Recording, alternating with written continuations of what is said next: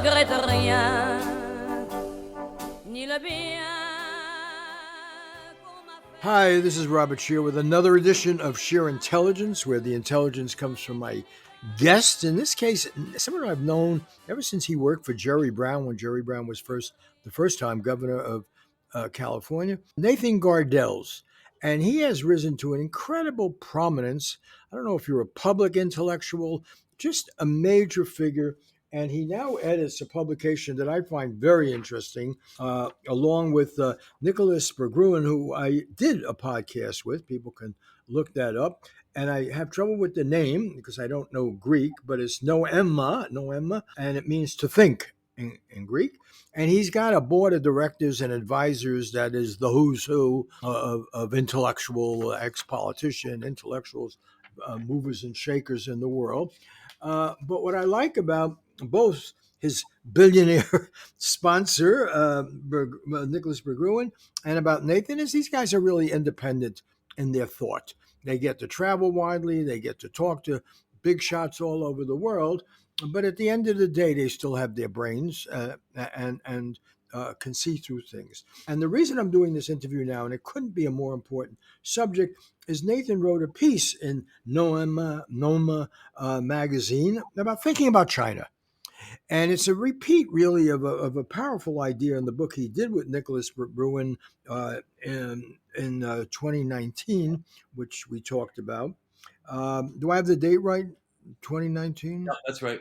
Yeah. Renovating Democracy, Governing in the Age of Globalization and Digital Capitalism.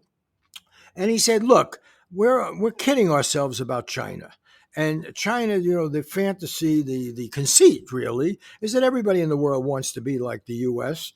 and that they're going to harness the means of production and have a big market system and they'll become just like us. And these guys warn that's not the case. They're going to do capitalism or the market with Chinese characteristics. And they do take their Marxist-Leninism seriously. And they have a notion of how you serve the people. I think it's partly Confucian as much as it is Marxist, but certainly with strong Marxist overtone. So rather than repeat or tell people what's in your book, but also more important in the editorial in your publication, which I thought was just spot on right now, why don't you give it to us? Yeah, well, let me start with just saying that my ideas about China have been informed by going there since the 1980s, meeting regularly with the leadership, people going up to Xi Jinping currently, but also with the big dissidents, Fang Lezhe and Wei Jingsheng. So I look at China I try to look at it from a realistic perspective. And when I interview these guys and talk to them, I try not to do an Oriana Fallaci type approach to interview is what do I believe? I want to know what do they believe, and I want to fathom what they believe and then hear what they're saying. So as you mentioned in the book, one of the coda that we use in front of the chapter on China is a quote from Lee Kuan Yew. China will never be a democracy. It will never be an honorary member of the West. And as everyone knows, for many years, there was a lot of thinking in the West, well, if we just help China prosper, it'll become a democracy. And people are kind of disabused of that illusion now.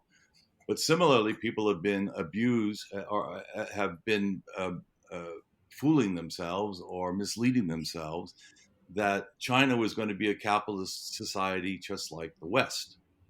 But China has always said it's a social, since Deng Xiaoping reform after the Cultural Revolution after Mao, that we are aiming at a socialist market economy with Chinese characteristics.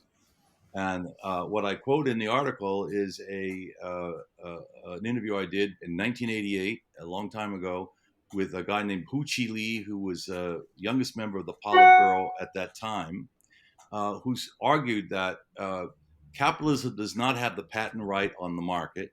We're trying to create something new and unprecedented that combines the state and the market, which combines planning and the commodity economy. That's why we call it the socialist market economy. And what they believe, and I think this is an important point for people who misunderstand China, is this leadership believes in the Marxist idea of the scientific development of productive forces, which means you have to build a market in order to have sufficient wealth to share under socialism.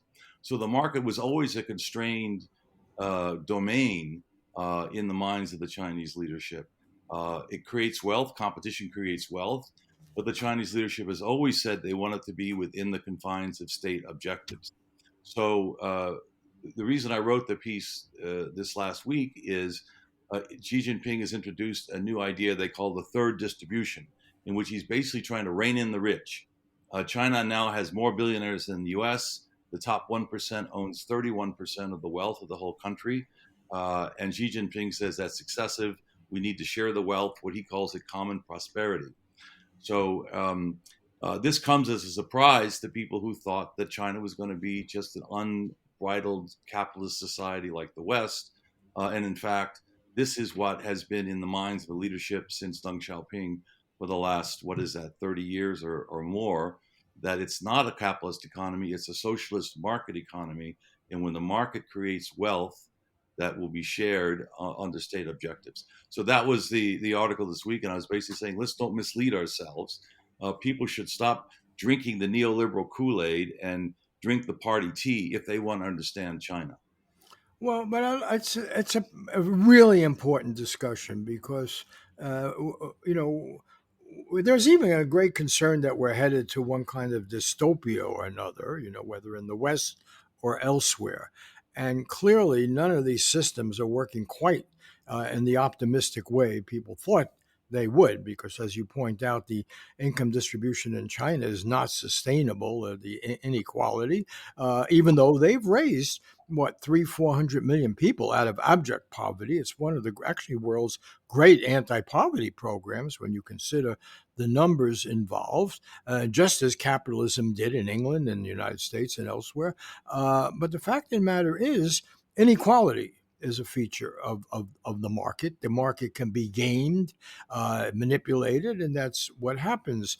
And it's interesting you bring up Marx, and I'm not going to dispute that. Clearly these people have a notion of Marx. And by the way, the British Labour Party, I noticed Tony Blair is on your board. The British Labour Party used to have a notion of Marxism, and Marx's house in Trier, Germany, where he was raised, is maintained by, I think to this day, by the German Social Democratic Party. So the identification of Marx with a rigid Leninist communism is not always fair, but I would take it back 500 years before Christ to Confucius.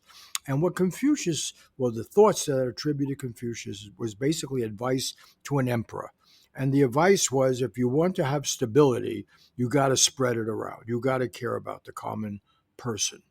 And China is on the edge of a market a disaster, because you can't have this kind of inequality. People working in those Apple plants and manufacturing all of our toys and so much of our goods are not making decent wages, and they're not living the Chinese dream, whatever it is. And so, really, the survival of the system depends on an increased measure of equality, does it not? Yeah, it does. And you're right that you mentioned Confucius. You know, the Chinese are kind of an accelerated modernization, or have been, uh, uh, along the Western model to some extent, with the caveat that I just explained. But Confucian society always talked about common prosperity, which is one of the reasons that Xi Jinping is using that term, common prosperity. But look, if you want to talk about inequality everywhere, market economies create inequality. The seminal book on this, obviously, is Thomas Piketty's book on, I guess it's Capitalism in the 21st Century, or Capital in the 21st Century, in which he notes what the dynamic of inequality is. Basically, what he has an equation: R is greater than G. R is return on capital, and G is growth of income and output, namely wages. So the fundamental dynamic of inequality in any market society, whether the West or China, is that those who own capital increasingly accumulate more capital by earning returns, and therefore those who only labor for their livelihood can never catch up. Uh, So when Xi Jinping talks about the third distribution, he's trying to address that. But my argument, and the argument you mentioned in the book before, that Nicholas Begun and I make in the book, is that the fundamental division that drives the dynamic of inequality is those who own capital and those who don't. And we have an idea called pre-distribution through universal basic capital, which is essentially that instead of only taxing excessive wealth after the fact of wealth creation and redistribute it to others, everyone should be able to participate in the creation of capital by owning capital assets. And this dynamic is accelerated in the digital age because the fundamental dynamic of the digital capitalism is that employment and income are being divorced from productivity growth and wealth creation.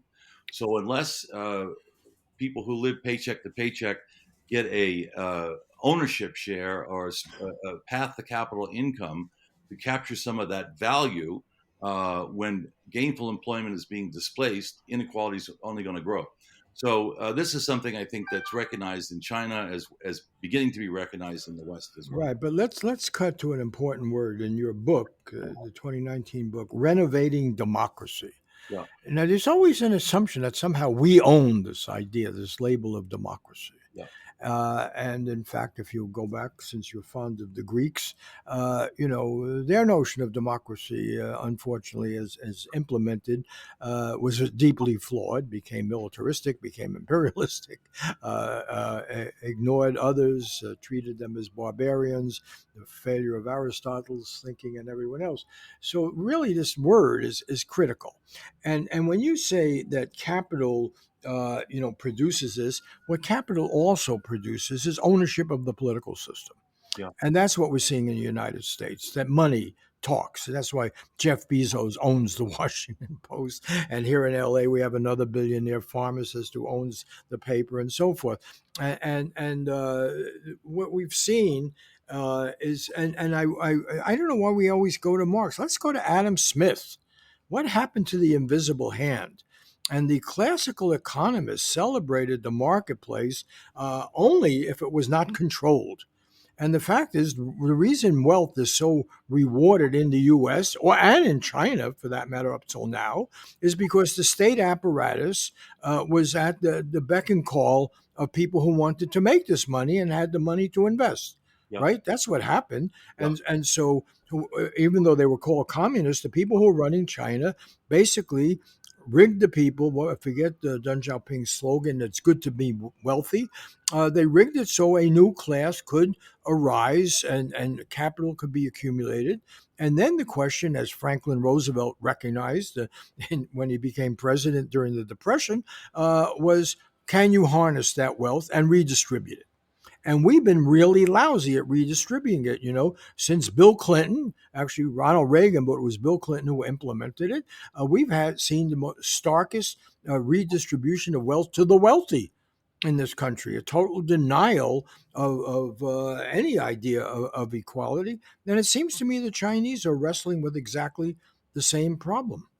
yeah. They are, and that's why I'm arguing whether it's in the West or in China, this idea of universal basic capital. Everyone should have an ownership share in the economy, or you're never going to close the gap that Piketty talked about those who own capital racing ahead of everyone who has to live paycheck to paycheck.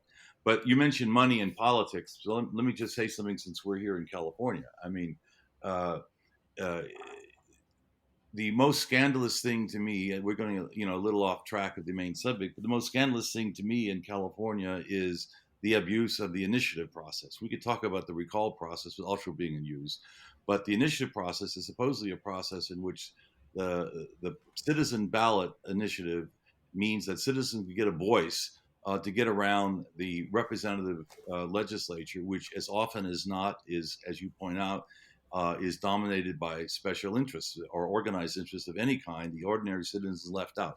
That was the idea of the Citizens Initiative. But what's happened to the Citizens Initiative and the referendum? The three parts of direct democracy: recall, referendum, and citizen initiative. Referendum allows the overturn of legislation.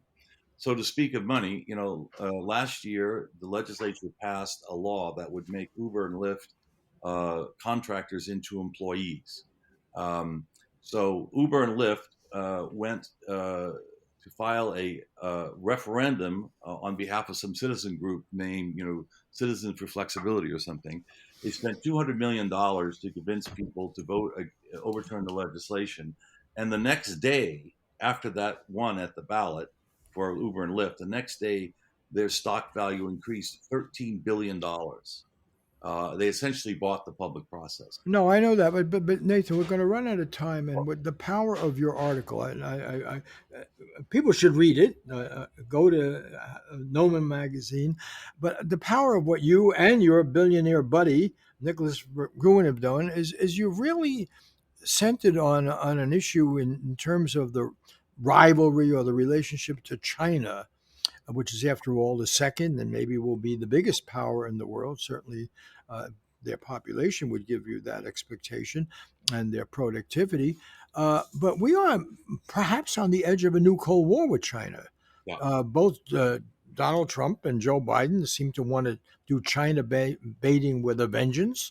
And what I found so refreshing about your article is it cut through the noise about it. And really, the issue with China, and there are many issues, there are many issues in the United States about personal freedom and everything else. But the big issue in China is whether the ordinary person is taken care of and gets increased opportunity and has, if we're going to throw the word democracy around, significant agency in the political process. And it seems to me, and I'm not counting on the Chinese to provide a great democratic model, but what I found refreshing about your article is to say, look, this question of the money and distribution and who benefits from it is critical to the democratic experiment. Critical. This was understood by de Tocqueville. It was understood by the drafters of our Constitution, for whatever their contradictions. And this is one of the few places in your book and this article where you have addressed this question, yeah, where it is really raised front and center.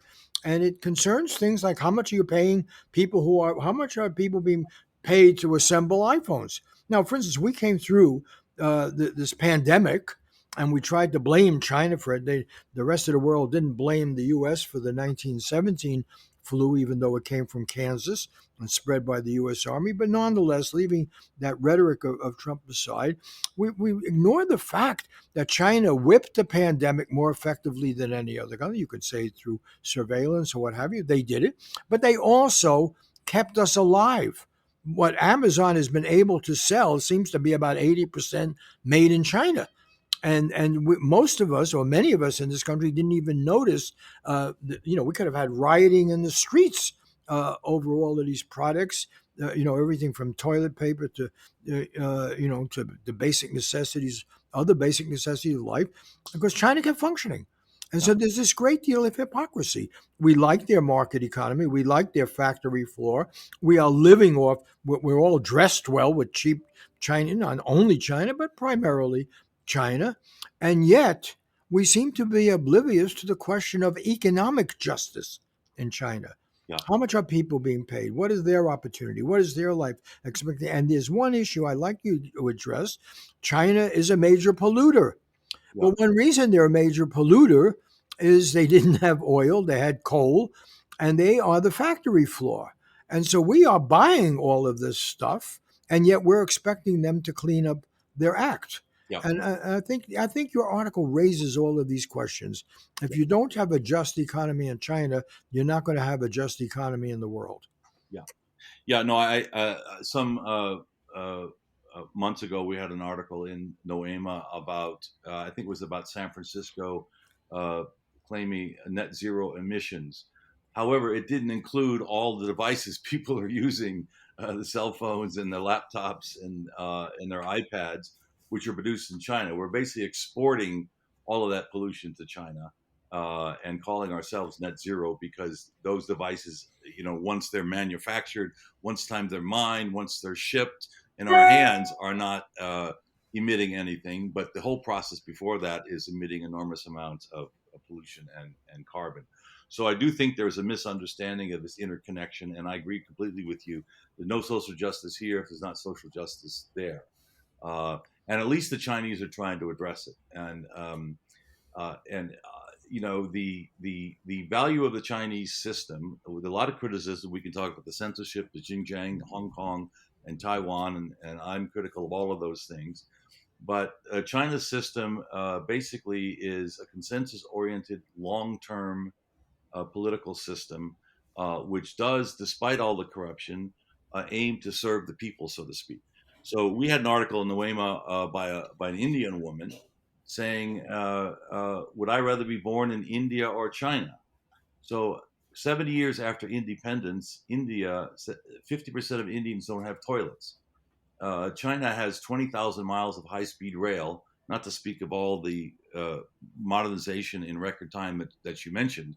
Women have more opportunity in China than they do in India. So I think we need to take off the blinders and look at China as it is instead of projecting all kinds of things on it.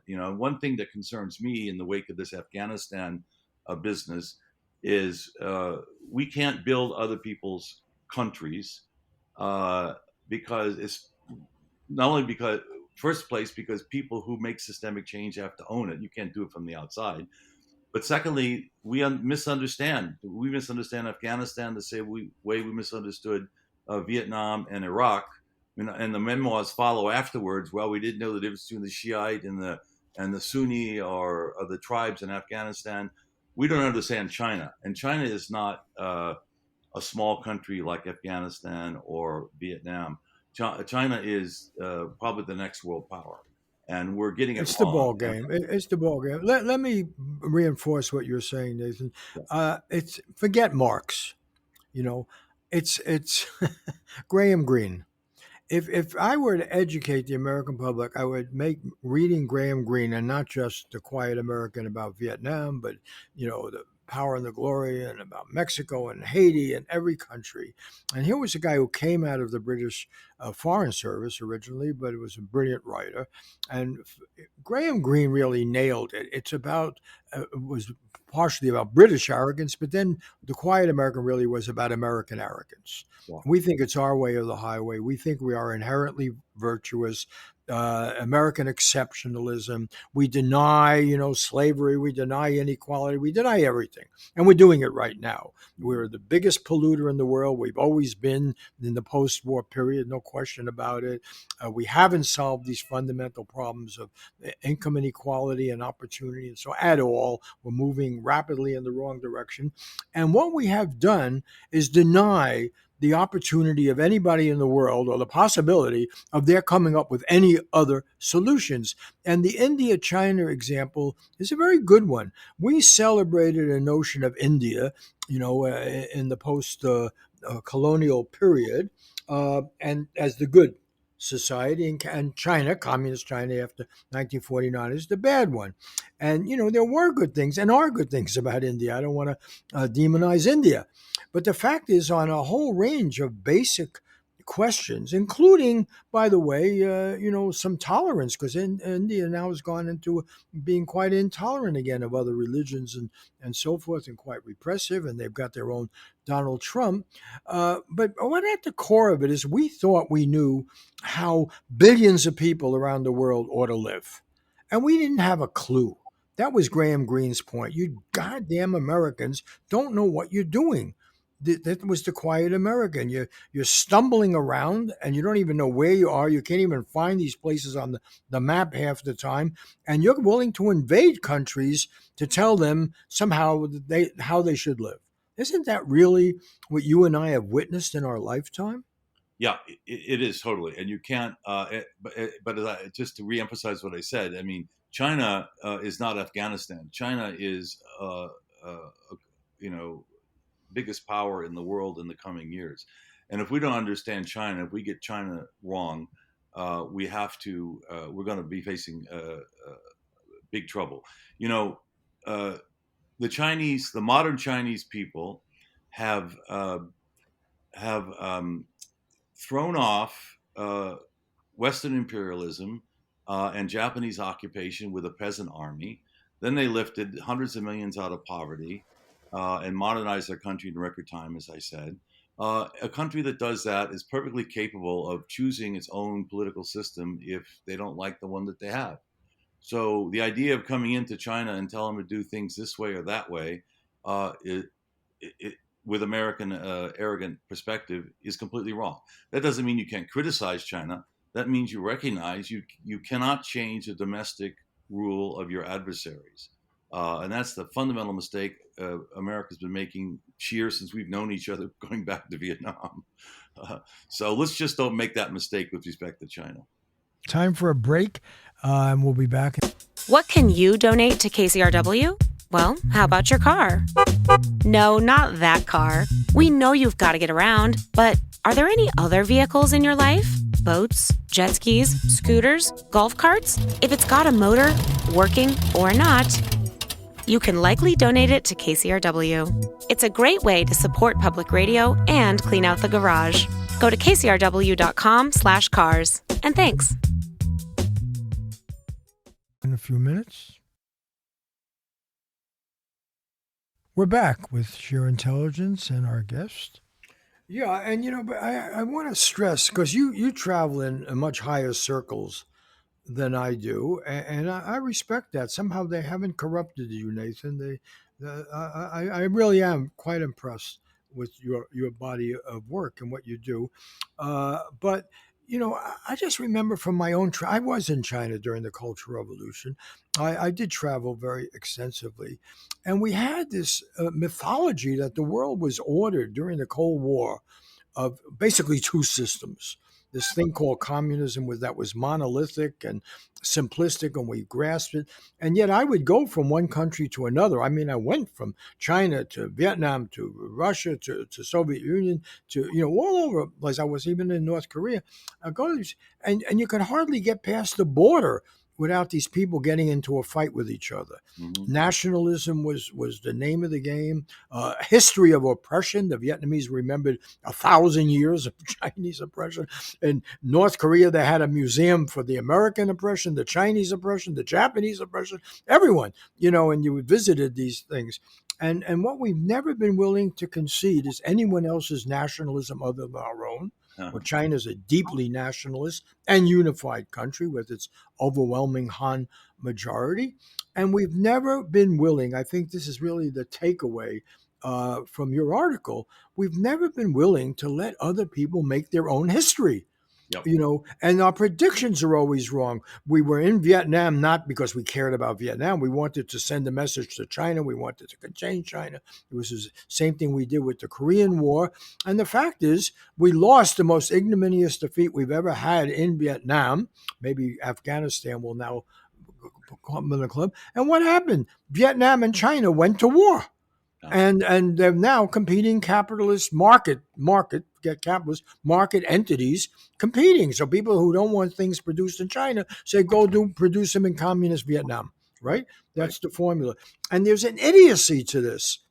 I try in these interviews to be polite here, but the fact is we it's not that we have the best and the brightest. They may come from the most elite schools, but we have fucking idiots. Setting up, I shouldn't curse on NPR, you probably can't. Darn, we have fools acting as sophisticated authors of foreign policy. I don't get it. And you've got a lot of people on your board. I mean, is there an elite sentiment that we may be getting China wrong? Is there an elite sentiment we're trying to get? Well, it depends on which elite you're talking about. I think Europe. In fact, we're forming a group, a Western group, exactly on this issue to talk about the divergences within Western. You want to call it elites, Western elite opinion with respect to China. I mean, there's some big questions to be answered because Biden, for example, wants to mobilize the democracies against China. The problem is India, Japan, South Korea, Germany, all have as their major trading partner China. You just can't divide the world so easily. There's a lot of disconnections.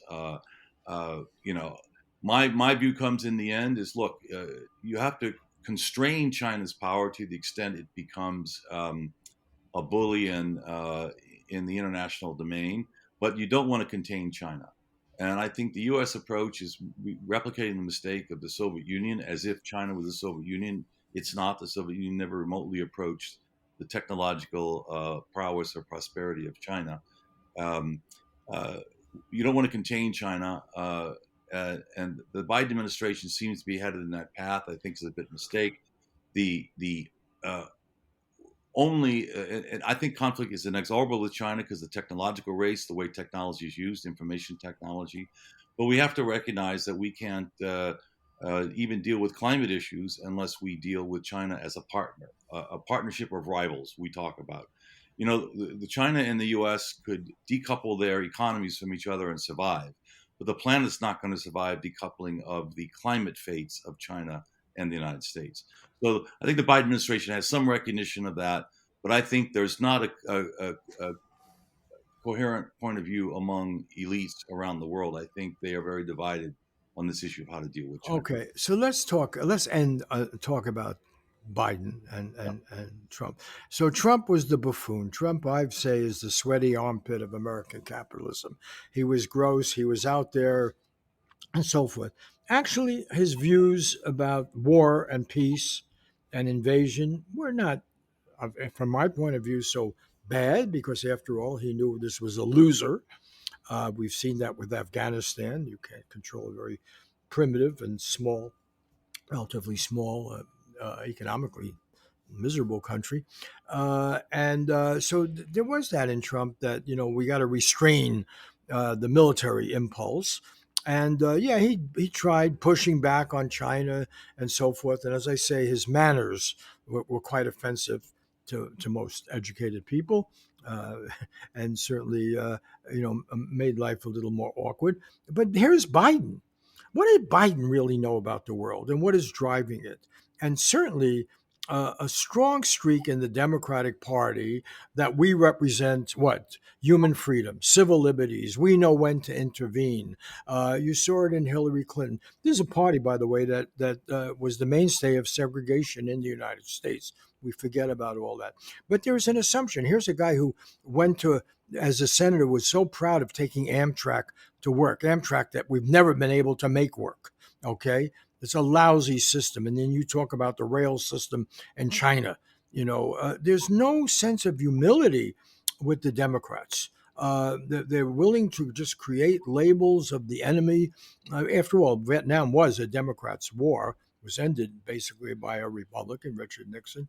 And so I think we're at a moment of truth for people who are relieved that Trump is not president, and there's a lot of good reasons to be relieved.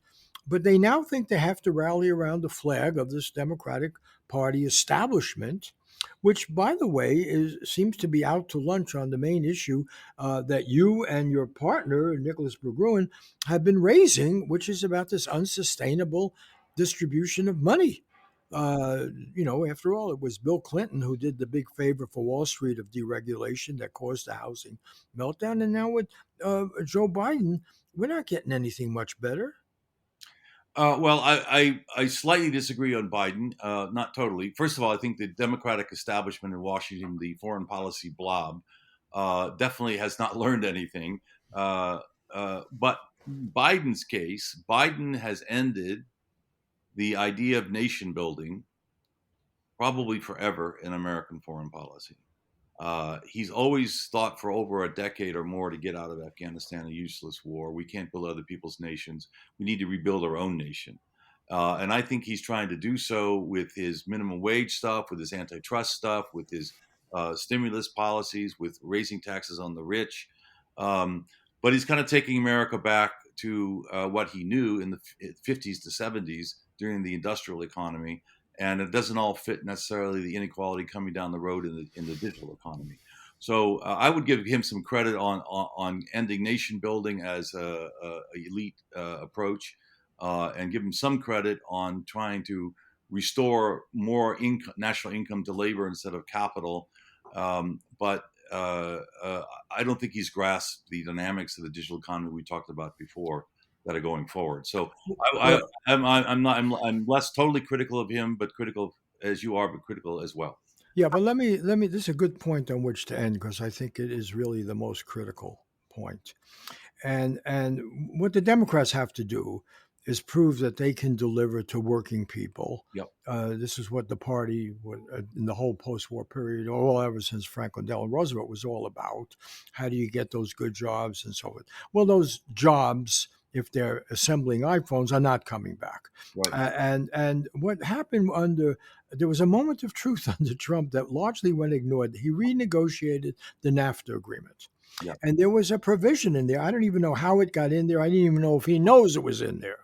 That said, if a car is made in Mexico and going to be sold in the United States, 40% of that car has to be made by workers in Mexico who are making $16 an hour. Right. $16 an hour may not seem like the highest wage to a lot of people, but the fact of the matter is it's higher than even a living wage that we're aiming at here in Los Angeles of $15 an hour.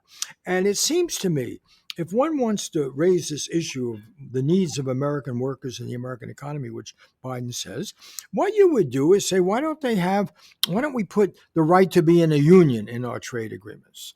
Why don't we put something in there? Yes, you can't use prison labor, but you shouldn't be able to use any labor that's paying less than a living wage of some kind. That the real interest of American workers, I know I'm going to sound like an old lefty here, but I happen to believe it's true. The real interest of the ordinary American is that Chinese workers make more money. So therefore it's not always a bargain to produce in China, in meaning that you can exploit farm girls who are brought to the big city and then will assemble your phones for next to nothing. And that, in fact, the basic human rights question right now in U.S.-Chinese relations, and they're not unimportant, the questions of what happens on the fringes of China, but really the big issue is, does this working group in China, this large hundreds and hundreds of millions of people, do they have the right to unions? Do they have the right to speak out on their economic conditions? One of my big disappointments in life was I was in Vietnam when the normalization had begun. I'd been there during the war, and to see a so-called communist government crush workers striking at a Nike plant. I happened to be there at that time when the first U.S. ambassador went over and became the ambassador. And it was such a shock to me. I mean, if these words mean anything of left and right, socialist, capitalist, the idea that people don't have the right to withhold their labor and demand higher wages, and that there should be the kind of guarantees of minimum wages and working conditions and so forth, that's what a Democratic president should be pushing China on. And we're not hearing a word of that. Yeah, I don't disagree with that, and I'm not sure Biden wouldn't push it if he thought it could get it through the Congress.